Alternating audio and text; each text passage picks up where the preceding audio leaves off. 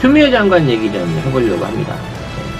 추미애 장관을 어떻게든 흠집내기 위해서 수없이 많은 국회의원들이 이 법제사법위원회, 법사위에서 이제 추미애 장관에 대한 여러 가지 이 관련 그 국정질이거든요. 국무위원으로 모셔다 놓고 앞으로 이제 검찰 개혁이나 뭐 이런 부분에 대한 얘기를 물어봐야 되는데 갖다 앉혀놓고 이제 바로 시작하는 게 이제 아들 휴가 복귀 이상하겠다. 자, 요걸로 갖고 이제 몰아붙이기 시작했던 거죠. 네. 특히 이제 법사위에 관련해서 동부지검장을 지내다 법무부 차관 발령을 받은 이제 고기영 차관이라는 분이 이제 문제가 되기 시작했어요. 근데 이게 얼마나 복잡해지냐면 서울 동부지검이 추 장관 아들 그 군복무 휴가 복귀를 늦게 했다라는 의혹 사건. 이것도 진짜 웃겨. 뭐 그게 의혹이 될지 아니면 뭐 충분히 사유서를 냈다고 해명을 했는데도 불구하고 그걸 봐줬네 어쩌네 뭐 이런데 이 의혹이 동부지검이 나서서 직접 해야 되는 수사를 담당해야 되는 사건인지 잘 모르겠어요. 근데 올해 1월부터 4월까지 동부지검장으로 일하던 분이 근데 사실 이게 이제 기소 의혹이 제기돼서 수사하는 거하고는 직접적인 연관이 없잖아요. 네. 4월달 하고 끝났으니까 법무부 차관으로 임명된 데 대해서 혹시 거기 수사에 영향을 미친 공로로 단 게 아니냐라고 얘기를 한 거예요. 이게 얼마나 소설이 다리가 긴 거냐면 자, 아들이 휴가 복귀를 했다는 의혹이 있어. 근데 그 의혹에 대한 거는 주변에 있는 사람들의 증언뿐이야. 그리고 그 당시 군대 기록이라든지 뭐 서류라든지 이런 걸로 해서 물리적인 물증이 없어요. 의혹이 안 되다 보니까 이게 이제 뭐 고발 형태로 이제 넘어갔어. 휴가 미복귀로 해갖고 탈약인데 봐줬다. 이게 그렇게 큰 죄인가? 라는 생각도 들지만 뭐 어찌됐거나 불법 사안이라고 하니까 칩시다. 그래서 동부지검으로 넘어갔어. 동부지검으로 넘어가서 거기에서 수사를 하고 있는데 수사를 해도 내용이 안 나와. 왜? 물증이 없으니까 안 나오잖아. 유야무야 돼서 지금 여기에 대한 결론이 아직까지 안 나리고 있어. 이거 기소를 할 거냐 말 거냐도 결정이 안 되고 있는데 자, 그 기간에 전체적으로 있었던 것도 아니고 딱 교집합으로 잠시 머물렀던 사람이 법무부 차관이 됐으니 이거는 굉장히 의혹이 있는 게 아니냐라는 방식으로 이거를 부풀린 거야, 결과적으로는. 그래 놓고 이걸 가지고 이제 다시 법무부 장관한테 이거를 갖고 이게 관련된 의혹이고 결국은 당신이 이걸 다 한 거 아닙니까? 그러니까 아들의 휴가 미복귀 의혹을 덮기 위해서 지검장을 회유를 해가지고 법무부 차관으로 승진을 시키고 쇼당을 봤다라는 게 얘네들의 주장인 거거든. 쇼당. 너무 많이 간 거야 이거는. 그래서 아유 소설 쓰고 있네 이렇게 답변을 한 거야. 그랬더니 볼 때가 소설을 쓰다니요. 아니 국회의원이 질의하는데 이런 식으로 답변을 하면 됩니까? 라고 하면서 태도에 문제가 있다라는 식으로 이제 이거를 같이 맞던지기 시작한 거예요.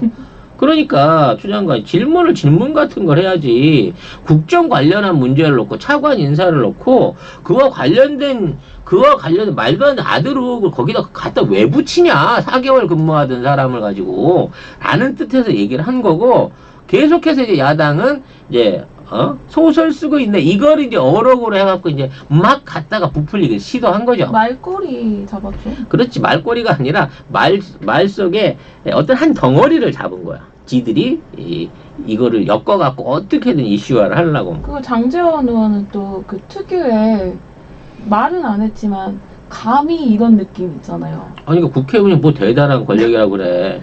그냥 오직하면 김남국 의원이 초선인데 여길 가 있네. 예, 우리 김남국 우리 젊은 남국이가 거기가 국회의원이라고 함부로 질문하고 장관 모욕하는 거냐 뭐냐. 막 그리고 이제 거기에 막 개긴 거야. 그러니까 그러니까 명색이 국회의원인데 같은 법사위는 의원 뭐야 쟤 법무부 직원이야? 쟤 왜 저래? 막 이런 거야. 배지를 달고 있는데 이렇게 그러니까. 무시를 해도 되는 거야? 네. 그러니까 목소리가 높아질 수밖에 없지. 남국이 승질 있는데. 네. 아무튼 이런 부분에 대해서 말이 이게 또 이 어록이 멋있어. 국회의원의 면책 특권은 모욕 특권이 아니다. 지인이라서 그런 어, 거예요? 지인이라기보다는 이제 내 주변에 있는 사람들이 제일 출세했잖아.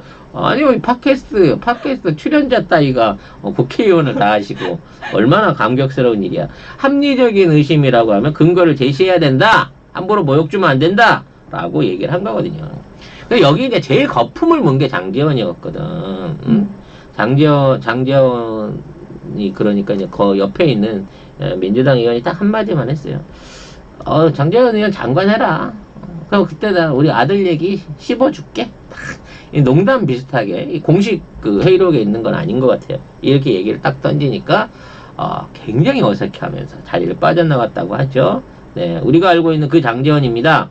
음주운전 했고 오토바이에 대한 보복 운전이 아니냐라는 얘기가 있었고 급하게 돈을 주고 합의를 본 정황이 있으며 운전자 바꿔치기 경찰서에 운전자를 바꿔치기 시도를 했다가 이게 안 됐는데도 불구하고 구속이 안 됐고 도피를 해갖고 출석을 안 하다가 결국은 나중에 와서 이제 모든 범죄를 다 피해 나가고 집행유예를 받아서 1년 6개월에 집행유예 2년을 받아서 그냥 멀쩡하게 댕기는 그런 아들이잖아요.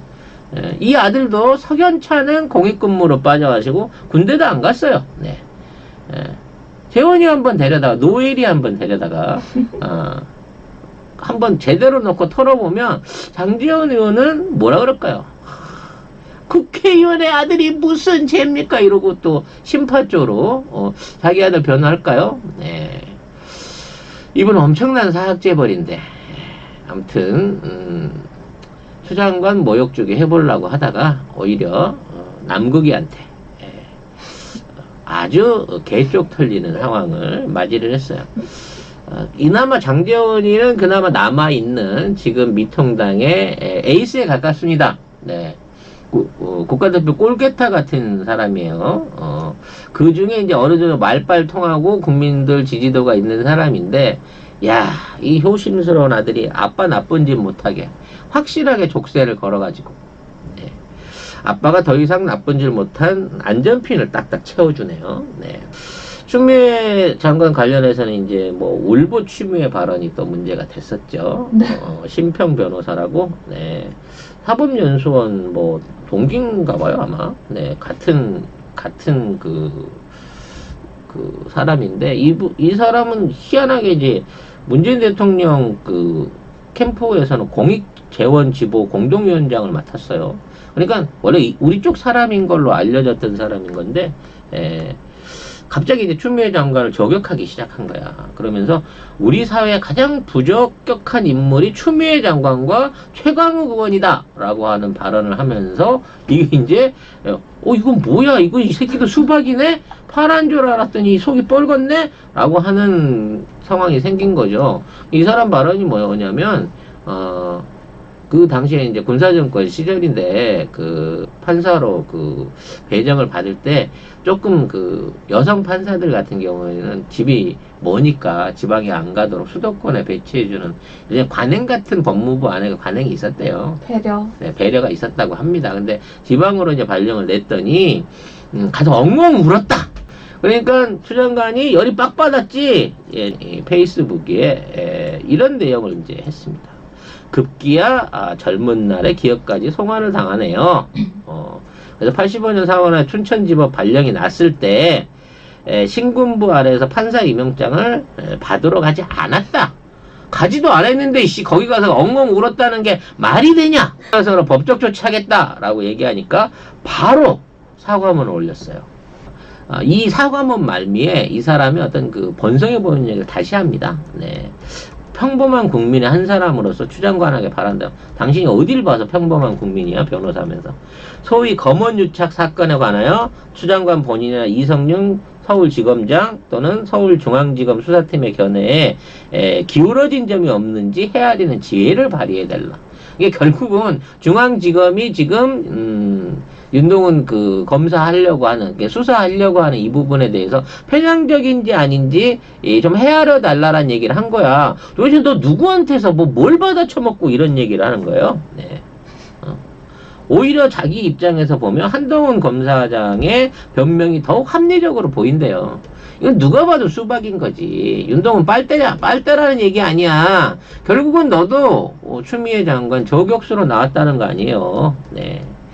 법적 조치 하십시오. 요즘 명예훼손 판결 잘 나고요. 벌금도 최소 300에서 1000만 원 이상 갑니다. 더군다나 이제 변호사라고 하는 법을 나름대로 알고 있고 사회적으로 충분히 벌금을 물어낼 수 있는 이런 사람이 한 명예훼손이라고 치면 강모 씨처럼 한 3천만 원 정도는 너끈하게 받아내셔야 된다. 네, 라고 생각을 해야 된다고 봐집니다. 네. 아무튼 그래서 검찰 개혁을 더욱더 이제 강력하게 해 나가야 된다라는 상황에서 검찰총장에 대한 지휘권 삭제 법안을 추진하겠다.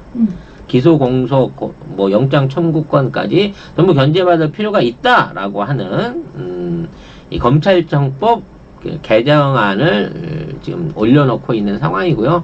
지금 미통당이 이걸 어떻게든 저지를 해보기 위해서 노력은 하고 있습니다만, 일단 우리 윤자왕이 워낙 강력하게 이제 비리를 많이 저질러 주신 부분이 있기 때문에 여기에 대한 어떤 개혁의 요구가 받아들여질 수밖에 없는 상황이고요.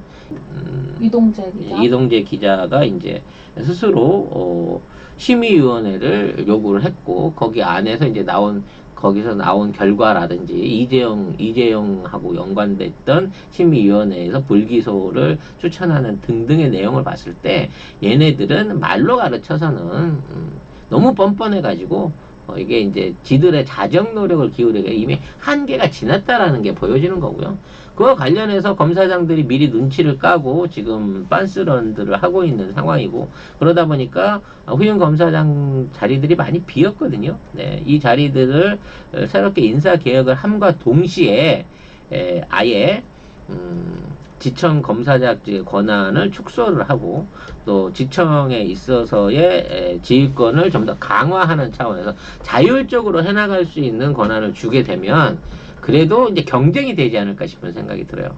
상명하복으로 사건을 나눠준다든지 총장이라든지 이 고참들이 수사에 영향을 끼칠 수 있는 선을 끊어주게 되면 각 직청별로 열심히 일해갖고 뭔가 실력을 올리고 제대로 된 수사를 하기 위한 노력을 하지 않을까라는 생각이 들기 때문에 지금의 그 검찰청법 개혁안은 반드시 통과돼야 된다고 보고요.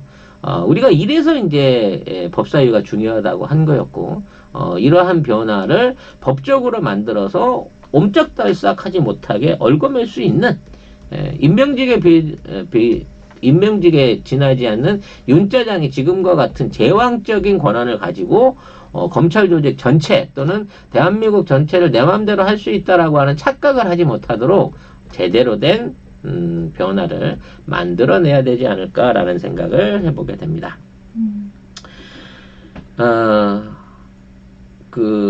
앞으로는 검찰 인사 관행이 있어. 지금 아까도 말씀드렸다시피 지사장 자리들이 많이 남아 있는데요. 이런 검찰 관행에 있어서도 앞으로 이제 원래는 그 총장이 이렇게 인사에 대한 건의를 하면 요걸 받아주는 방식으로 갔다는 게 사실상 총장의 권한으로 지청장을 다 임명한 거거든요. 그래서 윤석열이 지금의 14내시들을 전부 다 이렇게 거느리게끔 만든 것도 이러한 잘못된 관행 때문이었다는 거예요. 그래서 앞으로는 이런 권한을 행사하지 못하게 하고 검찰 인사위원회가 전체적인 인사권을 행사하고 총장한테는 이제 간접적 서면으로 의견을 받는 방식, 요 정도 상황으로 정리된다고 하니 인사권을 잃어버린 윤 총장이 앞으로 검찰 장악력을 발휘하기에는 이제 완전히 끈이 떨어졌다라고 봐도 될 수순이 진행되고 있다라는 거죠. 그리고 어떻게든 이걸 막아보려고 법사위를 쥐고 가려고 했던 의원들은 이제 이 법안에 대한 문제라든지 어떤 이런 것들을 제기하기에는 모르겠어요. 너무 뻔뻔했거나 그동안 자신들이 검찰과 짜고 해왔던 행위들이 들킬까봐 두려워서 이런 그 법리적인 논쟁을 벗어나서 무리하게 아들 논쟁으로 끌고 가서 지금의 어떤 그 위원회를 그 뭐라 그럴까요? 아예 이제 파국을 만들어 갖고 이걸 심의 못하게 만들려고 하는 것 같은데, 근데 그와 상관없이 이 남은 여당 의원들끼리 이걸 정리를 잘해가지고 빨리 검찰청법 개혁법을 빨리 실시해서 공수처하고 같이 이미 7월은 넘어갔지만 8, 9월에라도 본격적인 검찰개혁의 완성을 볼 수 있는 그런 노력을 해주시기를 바라겠습니다.